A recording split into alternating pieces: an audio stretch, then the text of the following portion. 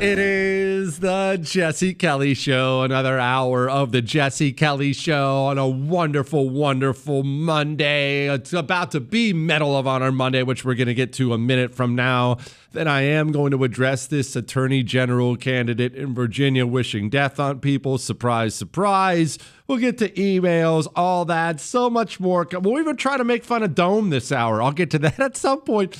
All that and so much more coming up on the Jesse Kelly Show. Before I get to any of that, though, it's the start of the second hour on Monday, and you know what time it is. It is Medal of Honor Monday time. We take a Medal of Honor citation at this time every week, and we read it. It is important for American citizens to do this. Young, old, men, women, remember your heroes. Remember your deeds. Talk about them. Why do you think societies have prioritized this throughout history? Always, in a society, heroes are prioritized. They are spoken of. Why? It's not just to honor them. Oftentimes they're dead. It's not just to honor them, and it's not just out of respect for their family, although that's really important as well. By honoring the good, by honoring your heroes and remembering your deeds, their deeds, it helps pass those values down to future generations. It just does. Do you know one of the reasons I joined the Marine Corps? I used to watch John Wayne movies with my father. My dad wasn't big on movies or really fun of any kind, but he loved John Wayne movies. And one of the movies we used to watch together was Sands of Iwo Jima, where John Wayne played that Medal of Honor recipient, John Basilone. And I watched that hero, and I watched him die. I know it was just a movie. And I'm telling you, it stuck with me from my earliest age, watching that. It matters to talk about this stuff with your kids. And they're like movies.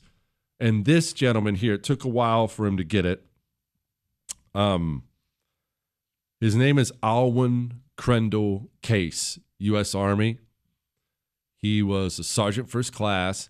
He did his deed back in 2005 in Iraq, and it's pretty impressive. Ready, aim, honoring those who went above and beyond. It's Medal of Honor Monday.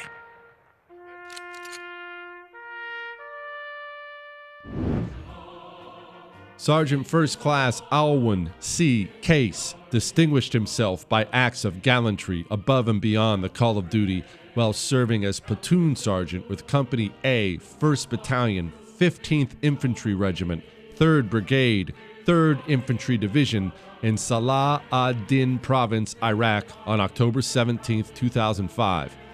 While on a nighttime mounted patrol near an enemy-laden village, the Bradley fighting vehicle, which Sergeant First Class Cashe was commanding, was attacked by enemy small arms fire and an improvised explosive device, which disabled the vehicle and engulfed it in flames.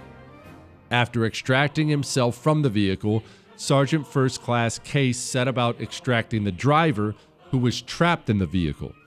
After opening the driver's hatch, Sergeant First Class Cashe and a fellow soldier extracted the driver, who was engulfed in flames. During the course of extinguishing the flames on the driver and extracting him from the vehicle, Sergeant First Class Cashe's fuel-soaked uniform ignited and caused several burns to his body. Ignoring his painful wounds, Sergeant First Class Cashe then moved to the rear of the vehicle to continue in aiding his fellow soldiers who were trapped in the troop compartment. At this time, the enemy noted his movements and began to direct their fire on his position. When another element of the company engaged the enemy, Sergeant First Class Cashe seized the opportunity and moved into the open troop door and aided 4 of his soldiers in escaping the burning vehicle. Having extracted the 4 soldiers, Sergeant First Class Cashe noticed 2 other soldiers had not been accounted for, and again he entered the vehicle to retrieve them. Remember, this vehicle was on fire. At this time, reinforcements arrived to further suppress the enemy and establish a casualty collection point. Despite severe second and third degree burns covering the majority of his body, Sergeant First Class Case persevered through the pain to encourage his fellow soldiers and ensure they received needed medical care. When medical evacuation helicopters began to arrive, Sergeant First Class Case selflessly refused evacuation until all other wounded soldiers were evacuated first. Sergeant First Class Case's extraordinary heroism and selflessness above and beyond the call of duty were in keeping with the highest traditions of military service and reflect great credit upon himself, his unit, and the United States Army. He had burns over 70% of his body. He survived 22 days in agonizing pain, and then eventually he passed from his injuries. Rest in peace, brother.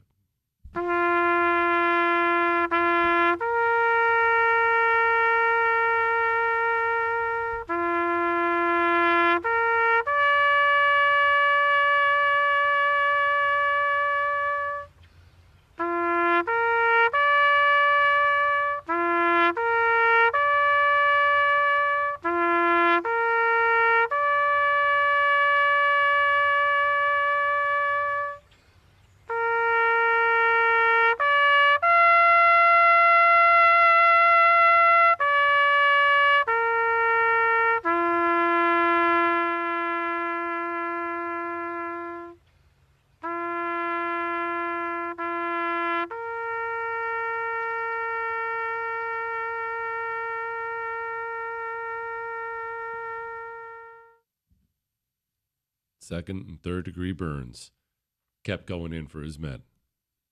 That's why you tell those stories. That's important. Let's do some emails before we talk about some other things. Hey, Oracle, I was so enthusiastic about this shutdown because I thought Trump and his team would just start firing people. Why haven't we seen one person fired yet? I'm disappointed. Why aren't they? Well, there's a couple things. First, there are rules, there are steps you have to go through in order to fire someone even during a shutdown. So let's get that out of the way first. There's a delay, okay?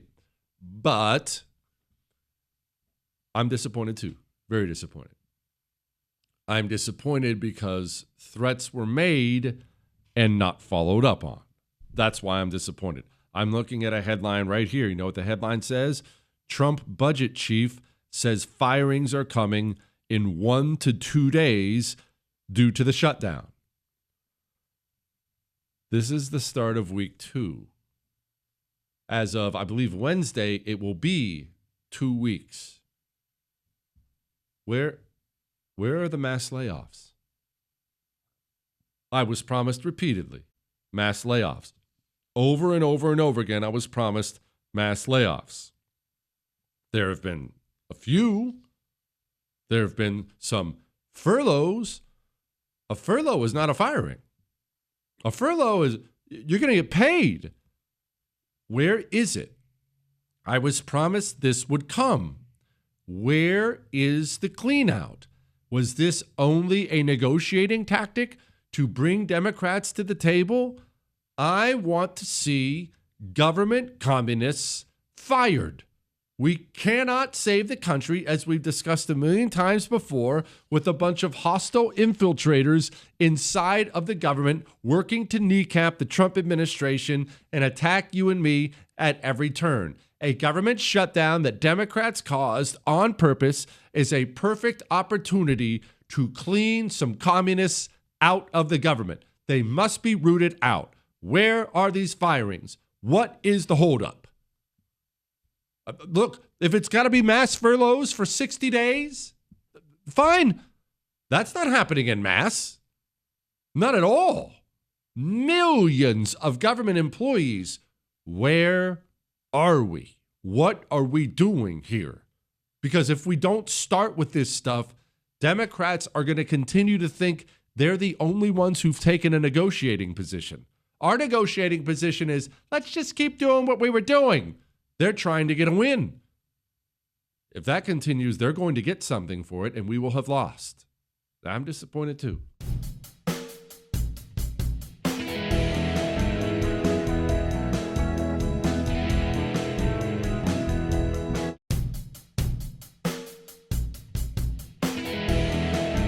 It is the Jesse Kelly Show on a wonderful Monday. Remember, you can email the show, jesse@jessekellyshow.com, and I'll get to those emails in a minute.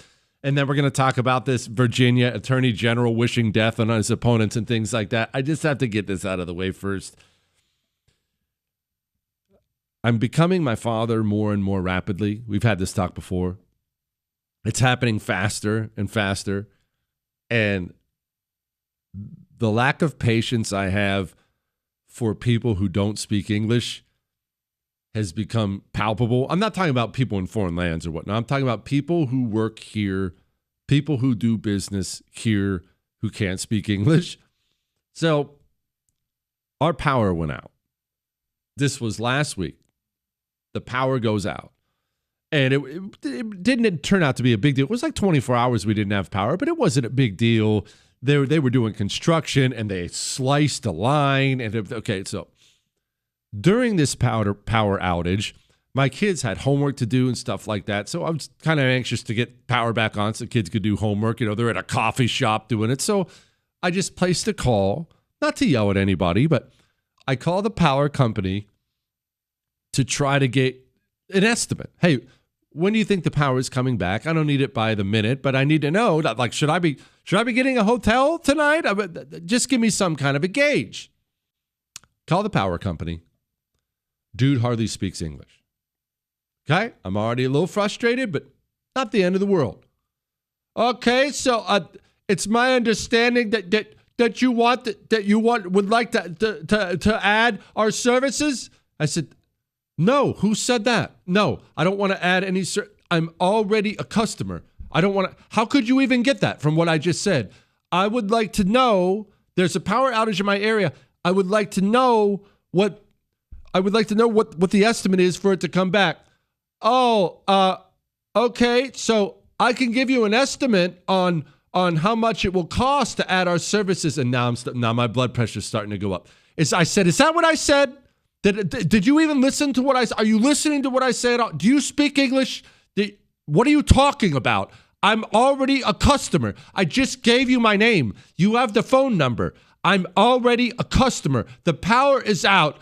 Oh, okay. Hang on. I can check on. I got so freaking frustrated that I just hung up the phone. It was bad for my blood pressure. I hung up the phone. I just kind of went outside and just walked around for a bit. Here's the best part. A couple hours later, I get a text message, automated text message from this power company. It's an advertisement advertising their services, thanking me for reaching out and telling me that I can have a discount if I sign up with this power company. All right, now I'm steaming, right? Now I'm blocking the number. I'm steaming, okay? The next day, I think this is Saturday. The next day, I get a freaking email from the power company, advertising their services, thanking me for reaching out, telling me they'd love to have me as a customer. Now I'm really steaming. I'm blocking it though. I'm just blocking the email. I'm moving on. Yesterday. Remember, I gave you the backstory. I'm already at an 11. Yesterday, phone rings. It's a local number. I'm thinking, okay, maybe it's something. Who knows? Whenever it's a local number, you never know. Is it the doctor? Is it whatever? Answer the phone.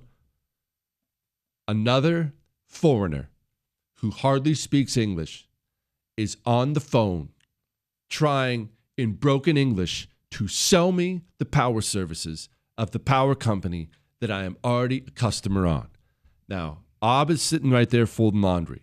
Both the boys at the dining room table doing homework.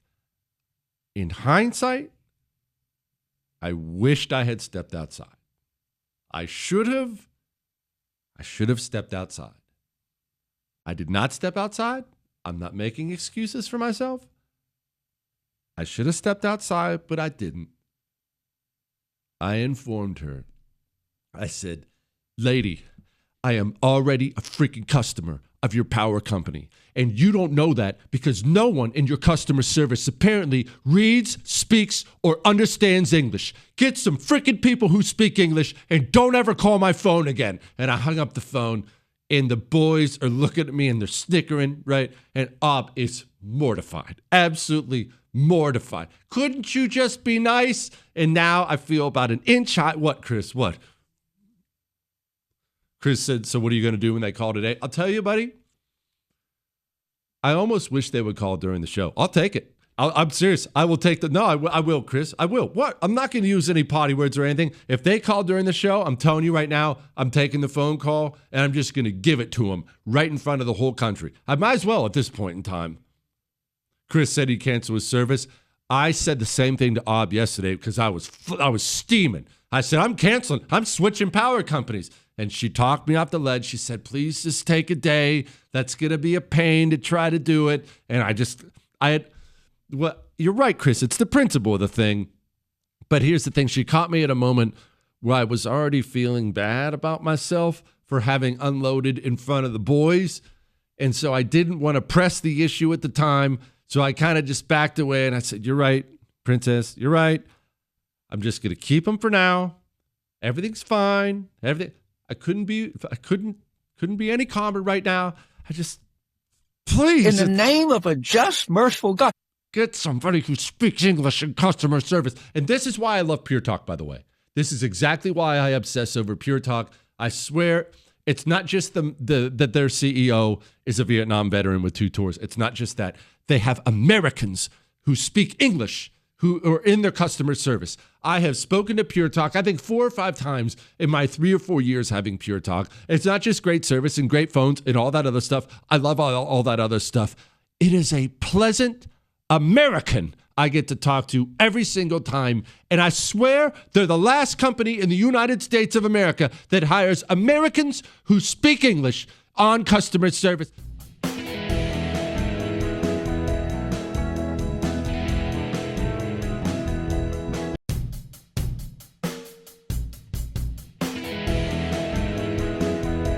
It is the Jesse Kelly Show on a wonderful Monday. I'm totally calm now. I've gotten over the customer service thing, and I feel better. I had to unload that onto you, and I apologize for venting my frustrations. Now, let's talk about communists wanting us dead. American Democrats wanting us dead. I know this is going to come back to the Virginia wannabe attorney general, but I wanted to give you a little bit of understanding, a little bit of historical reference for what we're dealing with. Have you ever encountered a Democrat in your life, a liberal Aunt Peggy in your life, who will in one breath talk about how tolerant she is and how we need to be kind and tolerant, and in the next breath, she will talk about throwing you in a camp because you didn't get your 15th COVID booster shot? And you, upon listening to this, have either thought, or maybe you even said to her, well, that doesn't sound very tolerant. I'm the most tolerant person in the world, and everyone who doesn't think like me should be shot in the head. Seems to be a very common way of thinking in communist circles. In Democrat circles, doesn't it? Well, I thought it might be helpful to give you a little bit of background on that way of thinking. There is a term, maybe you have heard it before, but I doubt you have. Some people will have. The term is called liberating tolerance. Liberating tolerance. Where did I get this term? Where did this term come from? There is a man, German, surprise, surprise. His name was Herbert Marcuse. Herbert Marcuse is how you say his name, I believe. Herbert Marcuse. He's dead. Don't worry, he's long gone. He died back in 1979. Who was Herbert Marcuse? Well, he was, they call him a philosopher. He was a dirty freaking communist, of course. and he was an academic, all right? An academic. Now, sadly, he did not stay in Germany. And can we just pause for a quick second? I love Germany. I've been there one time. I loved the food. I thought the people were wonderful. I thought the country was beautiful. I think they have all kinds of cool history, but it really is astounding how many murderous ideologies have come out of Germany. It really is. It's amazing. Anyway, let's talk about Herbert some more. So he's this, of course, surprise, surprise. He's an academic. He's a communist. He's one of these types. Okay. He eventually moves over from the University of Berlin, that's where he was educated. He moves to the University of Frankfurt, which we can talk about, but he can't keep his poisonous, sick mentality there. He, of course, has to come over to the United States of America, to our highest levels of academia. Now, pause for a moment. Pause real quick. I'm going to go to a poll really quickly that just came out. This is from American Political Perspectives, okay? If you have a high school diploma or less, you are half as likely to think that violence is necessary in politics in America today. If you are somebody, graduated high school, moved on, did something else, you are half as likely as that person with a graduate degree to think violence is necessary. What? How do you explain that? Well, let's go back to Herbert. Herbert taught at places, maybe you've heard of a couple of these institutions, Columbia, Harvard, University of California, San Diego, and others. Well known, very popular. And he came up with this idea of liberating tolerance. Now, I'm going to read you a couple things. These are his quotes. Okay? Liberating tolerance. What does it mean? In fact, I'll read the whole thing, but it's really the beginning and end that makes the most sense. Liberating tolerance, then, would mean intolerance against movements from the right and toleration of movements from the left. Pause for a second. Let me say that again. Liberating tolerance would mean intolerance against movements from the right and toleration of movements from the left. Let me skip down just a little bit. They would include the withdrawal of the toleration of speech and assembly from groups and movements that promote aggressive policies, armament, chauvinism, discrimination on the grounds of race and religion, or that oppose the extension of public services, Social Security, or Medicare. I know that was a lot of academic gobbledygook. Let me go ahead and break it down in ways that this very stupid construction worker can explain. Liberating tolerance, real, true, good, righteous tolerance means this. You must be intolerant of anything on the right. Any group on the right, any idea on the right, he even puts it in here, withdrawal of toleration of speech and assembly from groups. A right-wing group should be smashed and should not be tolerated. Right-wing speech should not be allowed. It should be crushed. It should not be tolerated. And that is true liberating tolerance. One other thing I will note about Mr. Herbert. Herbert believed in something that we talked about before on this show. America, communism today is what? What is it? The religion of the malcontent. It originally was supposed to be about the poor, right? The urban poor or the rural poor, but how did it instead become the LGBTQ thing? How did it instead become this crazy person, that crazy person, this BLM guy, this feminist? Herbert is one of the early proponents of this. He said these workers, they're not the recruits we want. We need all the people who are disaffected by society.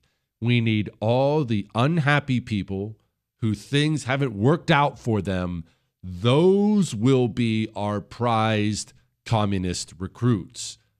Herbert, he was one of the leaders in this, and Herbert was followed by ardent American communists like Angela Davis, who I know you've heard of before.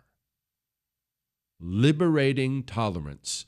Your liberal Aunt Peggy, when she talks about how nice and kind and respectful and tolerant she is, and then in the next breath, she talks about shooting anybody she disagrees with. She talks about throwing you in a camp. She talks about all these horrible things, taking your kids away from you.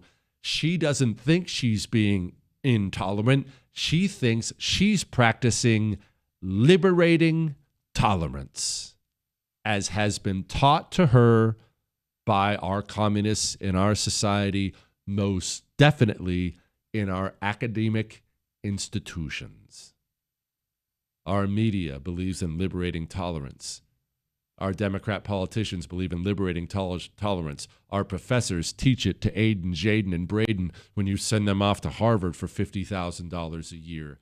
And now your liberal Aunt Peggy believes there's nothing wrong with thinking you should be shot or thrown in prison for your beliefs. For her, that's true tolerance. That's liberating tolerance. And that brings us to this scumbag in Virginia. Next.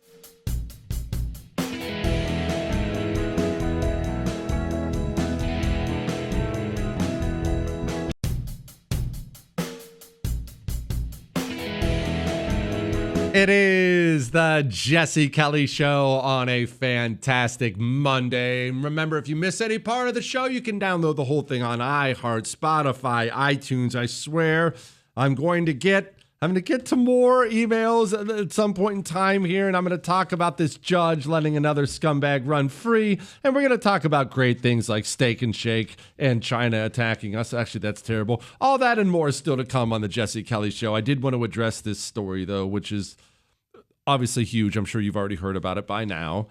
Jay Jones, he is running to be Attorney General of Virginia. He was caught text messaging with a lady, a Republican, and talking about his Republican counterparts like this. Quote, these are direct quotes from him. I mean, I do think Todd and Jennifer are evil and that they're breeding little fascists. He then says, after the lady says, you were talking about hoping their children would die. And he says, and I quote, yes, I've told you this before. Only when people feel pain personally do they move on policy. This is that liberating tolerance we were just talking about, by the way. And nice little coup de grace here. He talks about peeing on their graves if they die before him. And then he says, and I quote, 3 people, 2 bullets. By the way, this is the Gilbert family. Those are the Republicans. 3 people, 2 bullets. Gilbert, Hitler, and Pol Pot. Gilbert gets 2 bullets to the head. Now, it is not in any way, you listen to the Jesse Kelly Show. It's not in any way a shock to you that a Democrat feels this way. By now, especially in the wake of Charlie Kirk's assassination and everything else, you are well aware that this is mainstream Democrat thinking. They are the ultimate liberating tolerance party. They believe violence, your death, the death of their political opponents, they believe it is an appropriate means to an end. It is an appropriate means to fight the revolution. This is how Democrats think. Democrats, as we have discussed before, get, I'm air fingers quoting this, caught talking like this all the time. They're always caught talking like this because this is how they talk, and this is how they talk because this is how they think. And every single person who lives or works in Democrat circles has heard them speak like this over and over and over again. I hope he dies. I hope someone kills him. I hope he gets hit by a car. Democrats are violent people. They believe violence is necessary for their revolution. You want to hear a quote? A man who knows a little something about communists and how they think. Alexander Solzhenitsyn is his name. You see, he was a guest in the Soviet Gulag system. He watched as those animals murdered and tortured people. And this is how they thought. Quote, revolutionaries are not to be judged by the yardstick of old-fashioned morality. To a revolutionary, everything that contributes to the triumph of the revolution is moral, and everything that hinders it is immoral. I have been telling you for 7 years behind this microphone that we are dealing with committed communists. Set aside the idea of Democrat. Set aside the idea of liberal. Do those people still exist? Oh, of course they still exist. They're very, very quiet. They're quiet. They're powerless. They're going along with the herd. Mainstream Democrat thought is that their opponents deserve to die for what they believe. And by the way, Jay Jones hasn't lost endorsements. I heard from a lady today. She's interviewing people in Virginia. She's interviewing Democrats, said she had spoke to over 20 of them and asked every one of them if they were bothered by his comments, and not a single one was. None of them were bothered. Here's the Speaker of the House in Virginia, speaking from a church pulpit, by the way. So we need to understand something. We have to be mature in our thinking and how we vote. We can't get distracted because they want us to get distracted by a text message here or something else. Stay focused. Stay focused on what? Well, the revolution, man. Can't be worried about some guy who wants to shoot kids. What's the big deal, man? We're fighting a revolution, baby. Some kids are going to have to die. Some people are going to have to die. We're fighting a revolution. How sorry was Jay Jones? So this apology is an all-timer. A lot of politics is about trust. I can think of nothing more horrific than a mother having to hold her dying child. How can Virginians trust a man who said something so horrific, so callously? Well, again, I am so deeply, deeply sorry for what I said, and I wish that it hadn't happened, and I would take it back if I could. I wish that it hadn't happened. That's so great. I'm going to pull that out next time Ob finds me raiding the kids' fruit snacks. I've done that before. Have I ever told you that? The kids have these incredible little fruit snacks. Annie's? I don't know. They're supposed to be healthier. There's no possible way they're healthier. They're like the greatest little fruit snacks in the world. And I have once or twice, I don't do this often, I have once or twice raided the pantry and just destroyed like 5 or 6 bags of them.